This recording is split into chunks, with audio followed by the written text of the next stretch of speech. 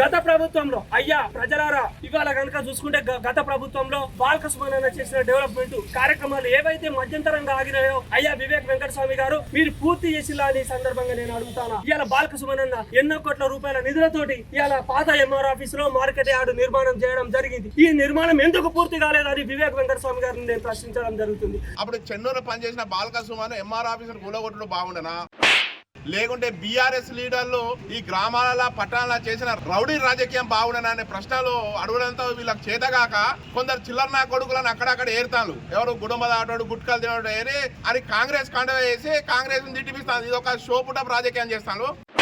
ఇటువంటి చిల్లర వేషాలు మాడుకోవాలి. ఎందుకంటే అప్పుడే బాగుండే కాదు, రానున్న భవిష్యత్తు బాగుంటుంది అనే కారణంతోనే ప్రజలు కాంగ్రెస్ పార్టీని గెలిపించడం జరిగింది. ఈ చిల్లర నాయకులు ఏది మాట్లాడితే దాన్ని సోషల్ మీడియా పెట్టుడు, దాన్ని ఏదో ట్రోల్ చేస్తున్నాడు కానీ పోయే ఇజ్జత్ మాత్రం మీదే అని సందర్భంగా తెలియజేస్తున్నాము.